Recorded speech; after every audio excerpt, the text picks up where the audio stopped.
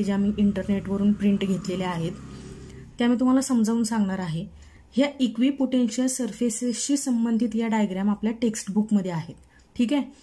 परीक्षेमध्ये डायग्रामवर जर प्रश्न विचारला गेला तर तो 2 मार्कांसाठी विचारला जातो. त्यामुळे आपल्याला ह्या डायग्राम्स ड्रॉ करता येणं सुद्धा गरजेचं आहे, प्लस आपल्याला ह्या डायग्राम समजणं सुद्धा तेवढंच गरजेचं आहे. तर मी बोलत होते की इक्विपोटेन्शियल सरफेसेसबद्दल आपण 13व्या आणि 14व्या व्हिडिओमध्ये बरंच काही बोललेलो आहोत. आठवतंय का तुम्हाला इक्विपोटेन्शियल सरफेसेस म्हणजे काय?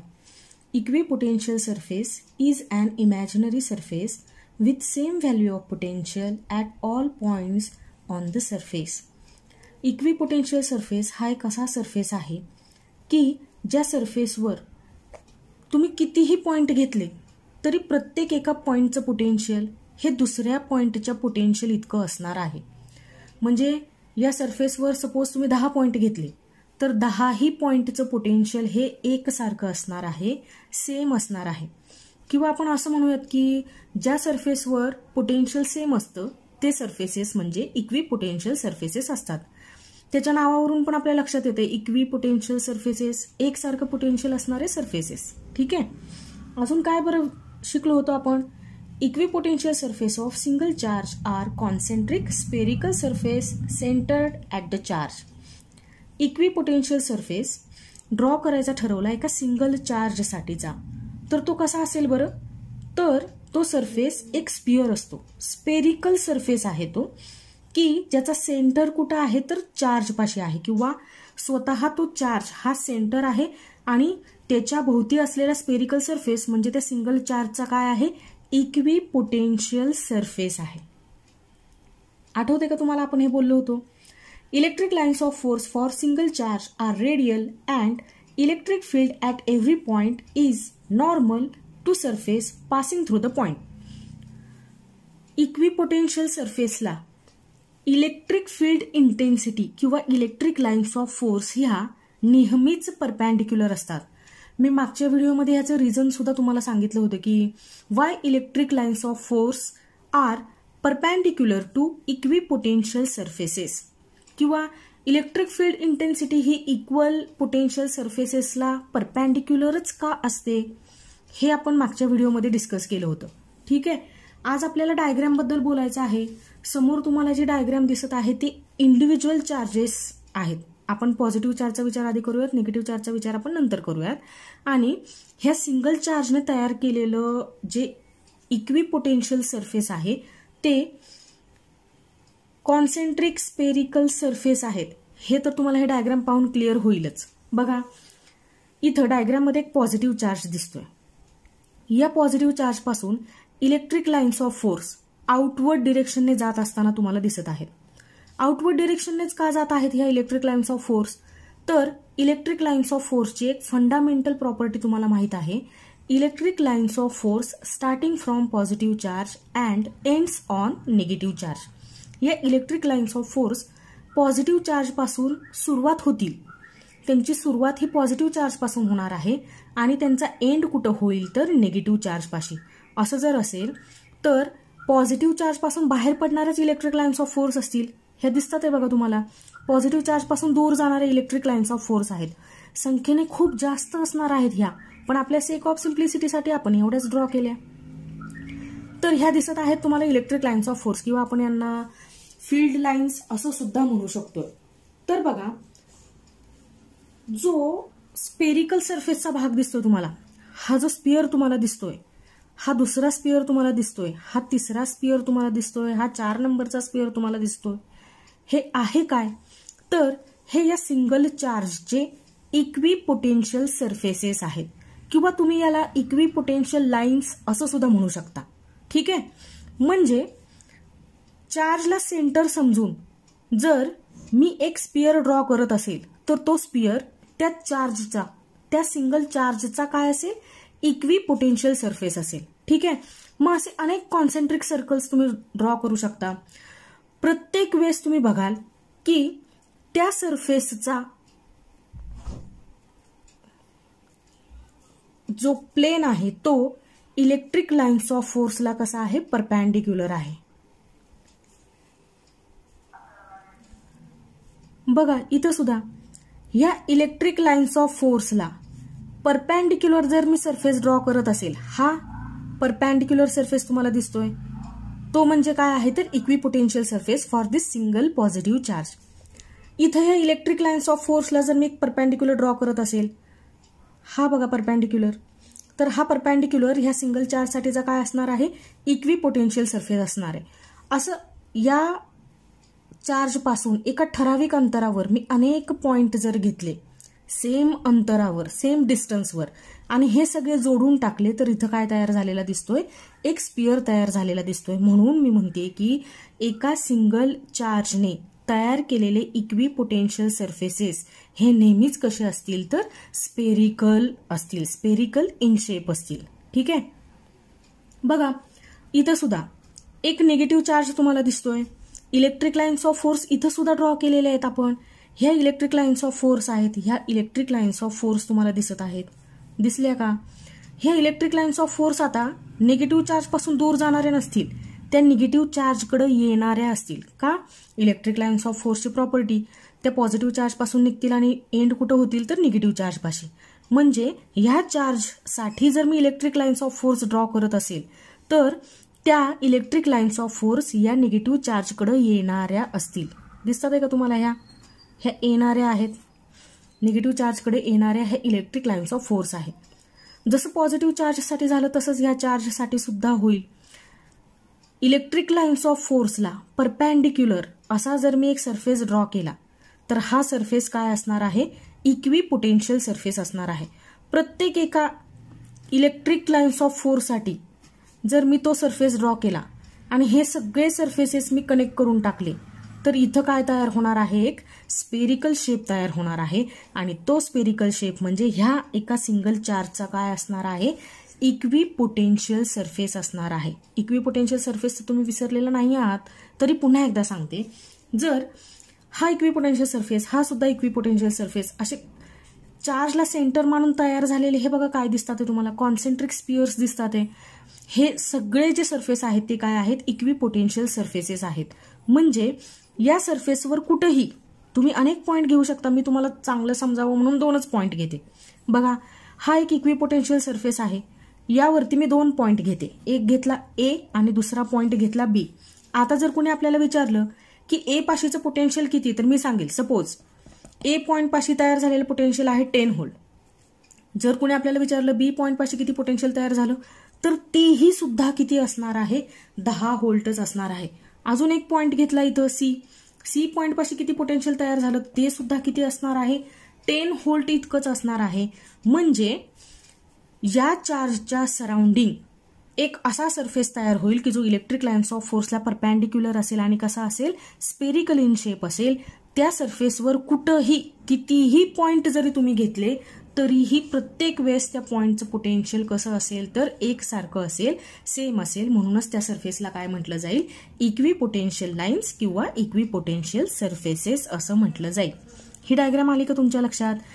एका पॉझिटिव्ह चार्जसाठी वेगळी ड्रॉ केलेली डायग्राम आहे आणि निगेटिव्ह चार्जसाठी वेगळी ड्रॉ केलेली डायग्राम आहे की एका सिंगल चार्जने तयार केलेले इक्विपोटेन्शियल सरफेसेस हे स्पेरिकल इन शेप असतात. हे तुम्हाला ह्या डायग्राम मध्ये दिसून येते. आलं लक्षात? Equipotential surfaces for uniform electric field अशी एक डायग्राम आपल्या टेक्स्टबुकमध्ये दिलेली आहे आपल्याला. तुम्हाला माहित आहे की सराउंडिंग स्पेसमध्ये किंवा एखाद्या चार्जच्या आजूबाजूला त्या चार्जने तयार केलेलं जे इलेक्ट्रिक फील्ड आहे ते युनिफॉर्म आहे. असं ज्यावेळेस मला पिक्टोरियल रिप्रेझेंटेशन करायचं असतं, मला दाखवायचं असतं ते चित्र काढून, त्यावेळेस आपण काय करतो तर अशा पॅरलल लाईन्स ड्रॉ करतो. अशा पॅरलल लाईन्स ह्या दिसतात आहे तुम्हाला. या स्ट्रेट पॅरलल लाईन्सने आपण काय करतोय तर या मोकळ्या जागेमध्ये इलेक्ट्रिक फील्ड आहे आणि जे इलेक्ट्रिक फील्ड युनिफॉर्म आहे हे आपण काय करतोय तर रिप्रेझेंट करतोय. म्हणजे ह्या मोकळ्या जागेमध्ये ह्या स्ट्रेट पॅरलल इक्विडिस्टंट ॲरोजने तुम्ही काय केलेलं आहे तर युनिफॉर्म इलेक्ट्रिक फील्ड रिप्रेझेंट केलेलं आहे. तर आता जर आपल्याला कोणी विचारलं की ह्या युनिफॉर्म इलेक्ट्रिक फील्डचं इक्विपोटेन्शियल सरफेसेस कुठे आहेत, तर बघा एक गोष्ट अगदी लक्षात ठेवण्यासारखी आहे इक्विपोटेन्शियल सरफेसेसच्या बाबत, ती म्हणजे इक्विपोटेन्शियल सरफेसेस हे नेहमीच इलेक्ट्रिक लाईन्स ऑफ फोर्सला कसे असतात, परपेंडिक्युलर असतात. म्हणजे जर इलेक्ट्रिक फील्ड या दिशेने जाणार आहे, या दिशेने चाललेला आहे, तर इक्विपोटेन्शियल सरफेस कसे असतील, असे जाणारे असतील. ठीक आहे.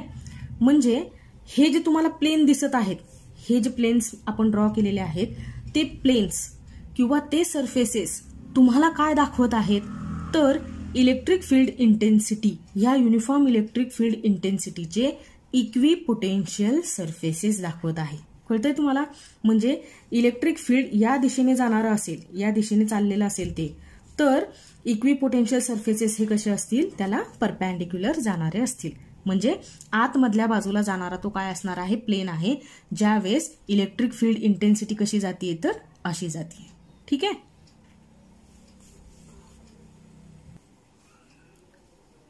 ही बघा अजून एक तिसरी डायग्राम तुम्हाला दाखवतीये की ज्यामध्ये इक्विपोटेन्शियल सरफेसेस तुम्हाला तयार झालेले दिसतात. दोन आयडेंटिकल चार्जेसचे, की जे दोन्हीच्या दोन्ही चार्ज आयडेंटिकल आहेत म्हणतोय, म्हणजे आपण ते कसे असणार आहेत, तर सेम चार्जेस असणार आहेत, इक्वल चार्जेस असणार आहेत. म्हणजे त्यांचं जे नेचर आहे ते काय आहे, सेम आहे. म्हणजे एक पॉझिटिव्ह आहे तर दुसरा चार्ज सुद्धा काय आहे, पॉझिटिव्ह आहे. तर बघा इलेक्ट्रिक लाईन्स ऑफ फोर्स या चार्ज पासून बाहेर पडतील, तशाच इलेक्ट्रिक लाईन्स ऑफ फोर्स या चार्ज पासून सुद्धा बाहेर पडतील. पण या दोघांमध्ये जो फोर्स ऍक्ट होतोय तो तुम्हाला माहिती आहे, तो आहे force of repulsion. Force of repulsion in terms of electric lines of force जर मला दाखवायचं असेल तर मला असं दाखवावं लागेल की इलेक्ट्रिक लाईन्स ऑफ फोर्स परस्परांपासून दूर जात आहेत. का? तर चार्जेस कसे आहेत, सेम आहेत. म्हणजे एक पॉझिटिव्ह आहे तर दुसरा चार्ज सुद्धा काय आहे, पॉझिटिव्ह आहेत. मग इलेक्ट्रिक लाईन्स ऑफ फोर्सचं, ह्या इलेक्ट्रिक लाईन्स ऑफ फोर्स तुम्हाला दिसत आहेत, त्यांचं निरीक्षण करा. तुमच्या लक्षात येईल की electric lines of force positive charge पासून निघतात, पॉझिटिव्ह चार्ज पासून त्या दूर जाणाऱ्या असतात, आणि कुठे जाऊन त्या थांबतील तर निगेटिव्ह चार्ज पाशी. इथं दुसरीकडे कुठेतरी एक निगेटिव्ह चार्ज असेल तिथं जाऊन त्या थांबतील. पण निघताना कुठून निघतात त्या, तर या पॉझिटिव्ह चार्ज पासून निघत आहेत. दिसतोय का हा पॉझिटिव्ह चार्ज तुम्हाला? या पॉझिटिव्ह चार्ज पासून त्या बाहेर पडत आहेत. ठीक आहे. इथं सुद्धा एक दुसरा चार्ज तुम्हाला दिसतोय की जो सुद्धा काय आहे, पॉझिटिव्ह चार्ज आहे.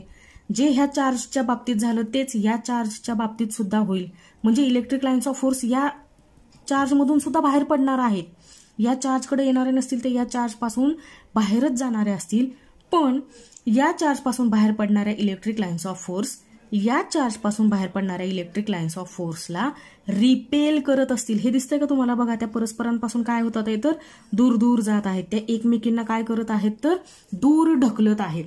मग ज्यावेळेस अशी सिच्युएशन तयार होईल की आपल्याला इक्विपोटेन्शियल सरफेसेस ड्रॉ करावे लागतील दोन आयडेंटिकल पॉझिटिव्ह चार्जेसचे, त्यावेळेस हे इक्विपोटेन्शियल सरफेस असतील कुठं, तर बघा हा इथं आतमध्ये ड्रॉ केलेला जो पोर्शन तुम्हाला दिसतोय तो म्हणजे ह्या दोन्ही चार्जने तयार केलेला काय आहे, इक्विपोटेन्शियल सरफेस आहे. हे हा जो सरफेस तुम्हाला दिसतोय हा काय आहे, तर ह्या दोन आयडेंटिकल पॉझिटिव्ह चार्जचा इक्विपोटेन्शियल सरफेस दिसत आहे. तुम्ही म्हणाल की हा सरफेस कसा ड्रॉ केला गेला, तर प्रत्येक एक असा पॉइंट की जिथं इलेक्ट्रिक लाईन्स ऑफ फोर्स ह्या कशा असायला पाहिजे, तर परपेंडिक्युलर असायला पाहिजे. कारण इक्विपोटेन्शियल सरफेसेस नेहमीच इलेक्ट्रिक फील्ड इंटेन्सिटीला परपेंडिक्युलर असतात. मग ह्या इलेक्ट्रिक लाईन्स ऑफ फोर्सला परपेंडिक्युलर असलेला हा भाग, या इलेक्ट्रिक लाईन्स ऑफ फोर्सला परपेंडिक्युलर असलेला हा भाग, या इलेक्ट्रिक लाईन्स ऑफ फोर्सला परपेंडिक्युलर असलेला हा भाग, असे संपूर्ण छोटे छोटे भाग जर मी जोडून टाकले की जे सगळेचे सगळे परपेंडिक्युलर आहेत इलेक्ट्रिक लाईन्स ऑफ फोर्सला, त्यांना जोडून काय तयार होईल, एक असा शेप तयार होईल की जो शेप आपल्या ह्या टू आयडेंटिकल पॉझिटिव्ह चार्जेसचा काय असणार आहे, इक्विपोटेन्शियल सरफेस असणार आहे. म्हणजे हा जो दिसतोय तुम्हाला तो काय आहे, इक्विपोटेन्शियल सरफेस असणार आहे. कुणासाठीचा, टू आयडेंटिकल पॉझिटिव्ह चार्जसाठीचा. आलं लक्षात? इथं अजून एक डायग्राम तुम्हाला दाखवतीये मी. बघा बरं की चार्जेस कसे दिसत आहेत तुम्हाला. निगेटिव्ह चार्ज, हा निगेटिव्ह चार्ज, हा दुसरा निगेटिव्ह चार्ज आहे. ही एक अशी सिस्टीम आहे की ज्या सिस्टीममध्ये दोन निगेटिव्ह चार्जेस एकत्रित आलेले आहेत. या दोन निगेटिव्ह चार्जेसने तयार केलेला इक्विपोटेन्शियल सरफेस कसा दिसतोय बघा. Equipotential surfaces for two identical negative charges. जसे पॉझिटिव्ह चार्जचा इक्विपोटेन्शियल सरफेस दिसत होता, सेम तसाच सरफेस कुणाचा दिसतोय, तर ह्या निगेटिव्ह चार्जेसने तयार केलेला इक्विपोटेन्शियल सरफेस दिसतोय. बघा, दोन चार्जेसने तयार केलेला इक्विपोटेन्शियल सरफेस एकमेकांमध्ये मर्ज होऊ शकतो. ज्यावेळेस पोटेन्शियल एकसारखं आहे त्यावेळेस ते इक्विपोटेन्शियल सरफेसेस एकमेकांमध्ये मर्ज होऊ शकतात. पण दोन इक्विपोटेन्शियल सरफेसेस एकमेकांना इंटरसेक्ट करणार नाहीत. म्हणजे हा जो इक्विपोटेन्शियल सरफेस आहे तो ह्या इक्विपोटेन्शियल सरफेसला इंटरसेक्ट करणार नाही, याला छेदून तो जाणार नाही. कारण दोन्ही पॉइंटला, या पॉइंटपाशी आणि या पॉइंटपाशी पोटेन्शियलमध्ये काय असणार आहे, फरक असणार आहे. ठीक आहे. मग बघा, आता इथे जे चार्जेस दिसतात आहे तुम्हाला ते निगेटिव्ह चार्ज आहेत. आता इलेक्ट्रिक लाईन्स ऑफ फोर्स तुम्हाला कशा दिसत आहेत बघा, परस्परांपासून दूरच गेलेल्या दिसत आहेत. हे बघा, ह्या परस्परांपासून दूर ढकलल्या जातात, पण निगेटिव्ह चार्ज पासून बाहेर पडणाऱ्या नाहीयेत, त्या निगेटिव्ह चार्जकडे येणाऱ्या आहेत. का? Fundamental property of electric lines of force, त्या पॉझिटिव्ह चार्ज पासून सुरू होतील आणि एंड कुठं होतील तर निगेटिव्ह चार्ज पाशी. म्हणजे जेवढ्या केवढ्या इलेक्ट्रिक लाईन्स ऑफ फोर्स असतील तेवढ्या सगळ्या कुठे येणाऱ्या असतील तर ह्या निगेटिव्ह चार्जकडे येणाऱ्या असतील. ह्या एरोनचं जर निरीक्षण केलं तुम्ही तर तुम्हाला दिसतील ह्या इलेक्ट्रिक लाईन्स ऑफ फोर्स कुठे येत आहेत तर ह्या निगेटिव्ह चार्जकडे येत आहेत. इथं कुठेतरी पॉझिटिव्ह चार्ज असेल सिस्टीमच्या बाहेर, तर त्या पॉझिटिव्ह चार्जकडून त्या कुठे येत असतील तर ह्या निगेटिव्ह चार्जकडे येत असतील. ठीक आहे, बाहेरच्या सिस्टीमकडे नको जायला आपण. इथं बघतोय आपण की निगेटिव्ह चार्जकडे इलेक्ट्रिक लाईन्स ऑफ फोर्स येत आहेत. या निगेटिव्ह चार्जच्या बाबतीत सुद्धा तसंच होतंय की बाहेरून कुठून तरी electric lines of force end होत आहेत. कुठं तर या निगेटिव्ह चार्ज पाशी. पण ह्या दोघांचा जर मी एकत्रित विचार करत असेल तर यांच्यामध्ये ऍक्ट होणारा फोर्स, चार्जेस सिमिलर आहेत त्याच्यामुळं तो फोर्स कसा आहे, फोर्स ऑफ रिपल्शन आहे. म्हणजे हे दोन्ही चार्ज एकमेकांपासून दूर ढकलण्याचा प्रयत्न करतील आणि त्यांच्यामध्ये ऍक्ट होणारा जो फोर्स ऑफ रिपल्शन आहे तो मी इलेक्ट्रिक लाईन्स ऑफ फोर्स वापरून कसा ड्रॉ करील तर मी हे असं ड्रॉ करील. मी दाखवील की electric lines of force, force of repulsion आहे, हे चार्जेस एकमेकांपासून दूर ढकलत आहेत. म्हणजे इलेक्ट्रिक लाईन्स ऑफ फोर्स एकमेकांपासून दूर जाण्याचा प्रयत्न करत आहेत. बघा, इलेक्ट्रिक लाईन्स ऑफ फोर्स इकडच्या दिशेने वळलेले आहेत, म्हणजे ते ह्या निगेटिव्ह चार्जकडे जात आहेत का, नाहीत. इथं सुद्धा बघा, ह्या ज्या इलेक्ट्रिक लाईन्स ऑफ फोर्स आहेत वरच्या बाजूने त्या इकडे जाण्याचा प्रयत्न करत नाहीत, तर त्या काय होत आहेत, एकमेकींपासून सेपरेट होत आहेत आणि निगेटिव्ह चार्ज एका निगेटिव्ह चार्ज पासून दुसऱ्या निगेटिव्ह चार्जला स्वतःपासून दूर ढकलण्याचा त्या काय करत आहेत तर प्रयत्न करत आहेत. की जेव्हा आपण असं म्हणतोय की सिमिलर चार्जेसमध्ये काय ऍक्ट होतोय, फोर्स ऑफ रिपल्शन ऍक्ट होतोय, ते आपण इलेक्ट्रिक लाईन्स ऑफ फोर्सचा वापर करून असं दाखवू शकतो. तर बघा, इथं सुद्धा इलेक्ट्रिक लाईन्स ऑफ फोर्सला परपॅन्डिक्युलर, इथं बघा परपॅन्डिक्युलर, हा इथं परपॅन्डिक्युलर झाला, हा इथं परपॅन्डिक्युलर झाला, हा इथं परपॅन्डिक्युलर झाला, असा प्रत्येक एका ठिकाणी प्रत्येक एका इलेक्ट्रिक लाईन्स ऑफ फोर्सला परपॅन्डिक्युलर जर तुम्ही ड्रॉ करत असाल आणि ते सगळे परपॅन्डिक्युलर जर तुम्ही जोडून टाकले तर तुम्हाला दिसेल की हा असा शेप तयार होतोय. आणि हा तयार झालेला शेप म्हणजे काय आहे तर इक्विपोटेन्शियल सरफेस आहे. ठीक आहे, हा एक आतल्या बाजूला तयार झालेला दिसतोय, हा बाहेरच्या बाजूने एक इक्विपोटेन्शियल सरफेस तुम्हाला तयार झालेला दिसतोय. सेम एक्झॅक्ट असेच इक्विपोटेन्शियल सरफेसेस पॉझिटिव्ह चार्ज साठी सुद्धा तयार होतात की ज्यावेळेस एक सिस्टीम आहे आणि ज्या सिस्टीममध्ये दोन पॉझिटिव्ह चार्जेस आहेत, दोन सारखे चार्जेस आहेत, सेम तसाच इक्विपोटेन्शियल सरफेस आपल्याला ह्या एका अशा सिस्टीममध्ये तयार झालेला दिसतोय की जिथं काय आहेत, लाईक चार्जेस आहेत. हा सुद्धा निगेटिव्ह आहे, हा सुद्धा निगेटिव्ह आहे. त्यावेळेस हा तयार झालेले काय आहेत, इक्विपोटेन्शियल सरफेसेस आहेत. एक गोष्ट वारंवार मी सांगते, तुम्हाला लक्षात ठेवावी लागणार आहे, ती म्हणजे इक्विपोटेन्शियल सरफेस हे नेहमीच इलेक्ट्रिक लाईन्स ऑफ फोर्सला कसे असतील, परपॅन्डिक्युलर असतील. म्हणजे इलेक्ट्रिक फील्ड इंटेन्सिटीला परपॅन्डिक्युलर असतील. ठेवाल ना लक्षात. इंडिव्हिज्युअल चार्जने तयार केलेल्या इक्विपोटेन्शियल सरफेसला तर तुम्ही ओळखताच. हा पहा, हा तो इक्विपोटेन्शियल सरफेस, हा सरफेस, हा सरफेस, हा सरफेस. या चार्जने इंडिव्हिज्युअल तयार केलेल्या इक्विपोटेन्शियल सरफेस तुम्हाला आता आयडेंटिफाय करता येतील. हा हा हा आणि हा इक्विपोटेन्शियल सरफेस आहे.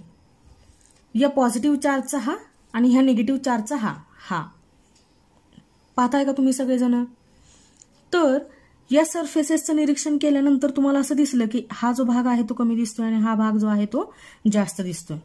आता हे तर झालं इंडिव्हिज्युअल इक्विपोटेन्शियल सरफेसेस बद्दल. आता जर कोणी आपल्याला असं विचारलं की ही जी दोन चार्जने मिळून तयार झालेली सिस्टीम आहे, सिस्टीम म्हणजे काय आहे तर इलेक्ट्रिक डायपोल आहे, तर ह्या डायपोलचं इक्विपोटेन्शियल सरफेस कुठं असेल तर बघा हा जो ब्ल्यू पेननी ड्रॉ केलेली व्हर्टिकल लाईन आहे ती व्हर्टिकल लाईन म्हणजे काय आहे तर इक्विपोटेन्शियल सरफेस आहे. कुणाचा? इलेक्ट्रिक डायपोलचा. सोपं आहे. तुम्ही म्हणाल की कसं काय ठरवू शकलो आपण की इक्विपोटेन्शियल सरफेस ही व्हर्टिकल लाईन आहे, एका इलेक्ट्रिक डायपोलचा तो इक्विपोटेन्शियल सरफेस आहे. तर इलेक्ट्रिक लाईन्स ऑफ फोर्सला परपॅन्डिक्युलर, ह्या इलेक्ट्रिक लाईन्स ऑफ फोर्सला परपॅन्डिक्युलर, ह्या इलेक्ट्रिक लाईन्स ऑफ फोर्सला परपॅन्डिक्युलर, ह्या इलेक्ट्रिक लाईन्स ऑफ फोर्सला परपॅन्डिक्युलर, असे जर सगळे परपॅन्डिक्युलर सरफेस मी जोडून टाकले, प्रत्येक एका इलेक्ट्रिक लाईन्स ऑफ फोर्ससाठी ड्रॉ केलेला परपॅन्डिक्युलर सरफेस जर मी जोडून टाकला तर ती व्हर्टिकल लाईन तयार होईल. आणि ही व्हर्टिकल लाईन म्हणजेच ह्या इलेक्ट्रिक डायपोलसाठी काय असेल तर इक्विपोटेन्शियल सरफेस असेल. इथं सुद्धा तुम्हाला लक्षात ठेवावं लागेल की इलेक्ट्रिक लाईन्स ऑफ फोर्स ह्या नेहमीच परपॅन्डिक्युलर असतील. कशाला? इक्विपोटेन्शियल सरफेसेसला, की जे तुम्हाला ह्या इलेक्ट्रिक डायपोलच्या डायग्राममध्ये अगदी स्पष्ट दिसतंय आणि लक्षात ठेवणं सुद्धा अगदी सहज आहे की ज्यावेळेस इलेक्ट्रिक लाईन्स ऑफ फोर्स मला कशी येताना दिसते, परपॅन्डिक्युलर येताना दिसते त्या इक्विपोटेन्शियल सरफेसेसला. समजलं? या आधी पाहिलेल्या दोन डायग्राम या लाईक चार्जेसने तयार केलेले इक्विपोटेन्शियल सरफेसेस साठीच्या होत्या. तुम्हाला त्या पॉझिटिव्ह चार्जेसने मिळून तयार केलेला इक्विपोटेन्शियल सरफेस किंवा मग निगेटिव्ह चार्जने मिळून तयार केलेला इक्विपोटेन्शियल सरफेस या आधीच्या दोन डायग्राममध्ये पाहायला मिळाला. आता परिस्थिती काय आहे बघा, इथं एक चार्ज तुम्हाला दिसतोय जो की पॉझिटिव्ह चार्ज आहे आणि इथं एक दुसरा चार्ज तुम्हाला दिसतोय की जो निगेटिव्ह चार्ज आहे. ठीक आहे, म्हणजे एक अशी सिस्टीम आहे आता आपल्यासमोर की ज्या सिस्टीममध्ये एक पॉझिटिव्ह चार्ज आहे आणि दुसरा निगेटिव्ह चार्ज आहे. डायग्रामला लेबलिंग बघा काय केलंय आपण, equipotential surfaces for a dipole. Equipotential surface आपल्याला फाइंड आउट करायचा आहे. कशासाठीचा तर इलेक्ट्रिक डायपोलसाठीचा. Equipotential surfaces for and electric dipole. मग बघा इलेक्ट्रिक लाईन्स ऑफ फोर्सचं नेचर तर तुम्हाला माहित झालं की इलेक्ट्रिक लाईन्स ऑफ फोर्सची एक फंडामेंटल प्रॉपर्टी आहे की त्या पॉझिटिव्ह चार्जपासून स्टार्ट होतात आणि एंड होतात निगेटिव्ह चार्जपाशी. इथे एक पॉझिटिव्ह चार्ज आहे आणि इथे एक निगेटिव्ह चार्ज आहे. म्हणजे आता ह्या electric lines of force start होतील कुठून? या पॉझिटिव्ह चार्जपासून आणि ह्या एंड कुठं होतील तर निगेटिव्ह चार्जकडं. तुम्ही जेवढ्या काही इलेक्ट्रिक लाईन्स ऑफ फोर्स इथं ड्रॉ कराल त्या सगळ्या इलेक्ट्रिक लाईन्स ऑफ फोर्स या पॉझिटिव्ह चार्जपासून स्टार्ट होऊन कुठं जाणारे असतील तर निगेटिव्ह चार्जकडे जाणारे असतील. बघा अशा ॲरोजने आपण सांगू शकतो की ह्या इलेक्ट्रिक फील्ड कुठून कुठं सुरू झालेलं आहे तर पॉझिटिव्ह चार्जकडून ते कुठं चाललेलं आहे तर निगेटिव्ह चार्जकडे चाललेलं आहे. म्हणजेच इलेक्ट्रिक फील्ड लाईन्स ह्या पॉझिटिव्ह चार्जकडून कुठं चाललेल्या आहेत तर निगेटिव्ह चार्जकडे चाललेल्या आहेत. बघा मी हे ॲरो दाखवले.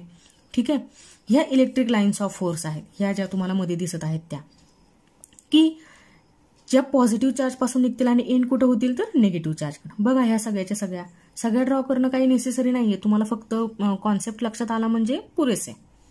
तर आता इथं एक पॉझिटिव्ह इंडिव्हिज्युअल चार्ज आहे किंवा एक निगेटिव्ह इंडिव्हिज्युअल चार्ज आहे अशी सिस्टीम नाहीये, किंवा दोन पॉझिटिव्ह किंवा दोन निगेटिव्ह चार्जेस आहेत असंही नाहीये. तर इथं आहे इलेक्ट्रिक डायपोल.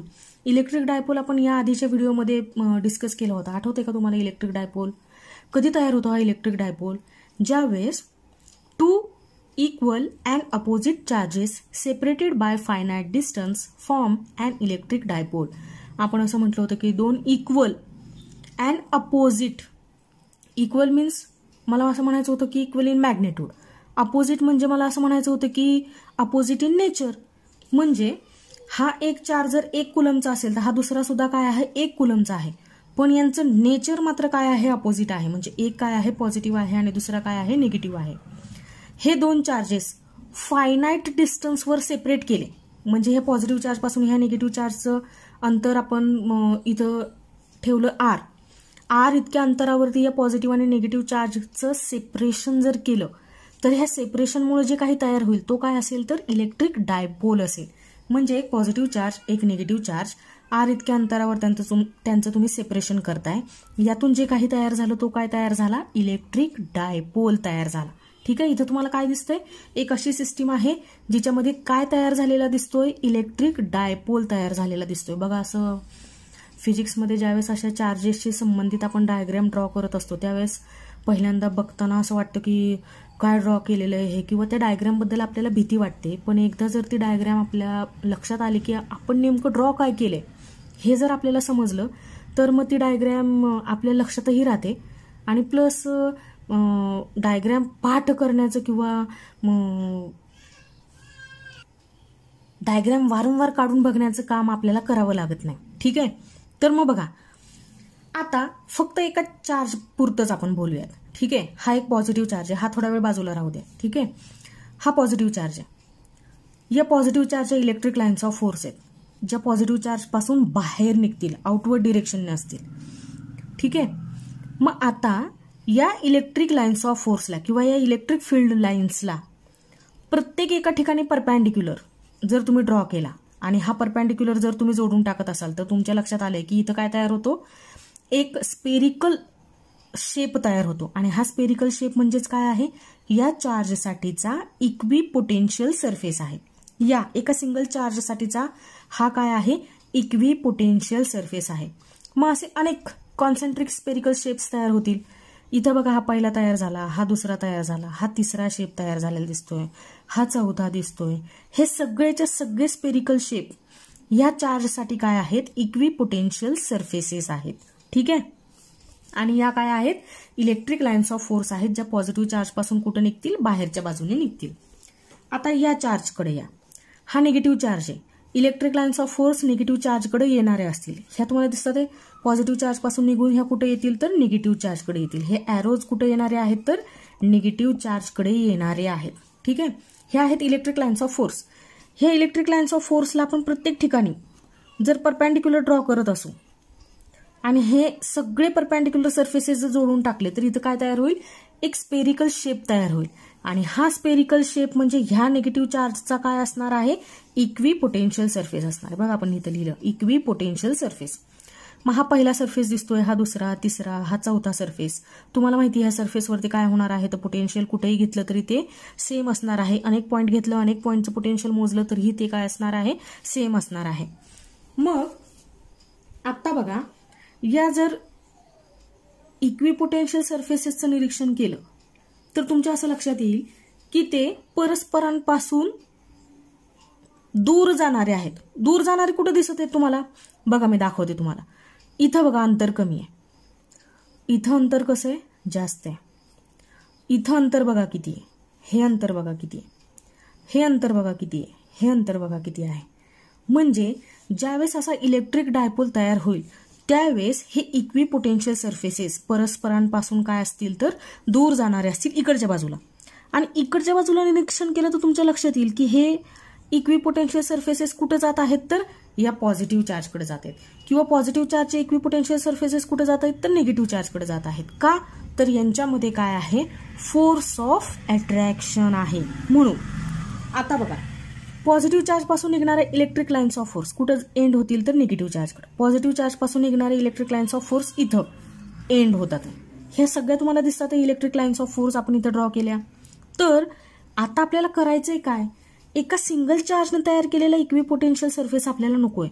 आपल्याला इक्विपोटेन्शियल सरफेस हवा आहे किंवा आपण इक्विपोटेन्शियल सरफेस ऑब्टेन करण्याचं काम करतोय. पण तो कुणी तयार केलेला असला पाहिजे तर एका इलेक्ट्रिक डायपोलने तयार केलेला असला पाहिजे. ठीक आहे. मग आता सोपं आहे, इलेक्ट्रिक लाईन्स ऑफ फोर्स ह्या इक्विपोटेन्शियल सरफेसला कशा असतील, परपॅन्डिक्युलर असतील. मग बघा ह्या इलेक्ट्रिक लाईन्स ऑफ फोर्स यांना जर मी परपॅन्डिक्युलर ड्रॉ करत असेल, या इलेक्ट्रिक लाईन्स ऑफ फोर्सला मी असा परपॅन्डिक्युलर ड्रॉ केला, या इलेक्ट्रिक लाईन्स ऑफ फोर्सला मी असा परपॅन्डिक्युलर ड्रॉ केला, या इलेक्ट्रिक लाईन्स ऑफ फोर्सला मी असा परपॅन्डिक्युलर ड्रॉ केला. आणि हे सगळे परपॅन्डिक्युलर सरफेसेस जर मी जोडून टाकले तर एक व्हर्टिकल लाईन तयार होईल. आणि ती व्हर्टिकल लाईन म्हणजे या दोन्ही चार्जने की जे इक्वल आणि अपोजिट आहेत म्हणजे मॅग्नेट्यूडने एकसारखे आहेत पण डायरेक्शनने मात्र कसे आहेत, नेचरने कसे आहेत तर अपोजिट आहेत.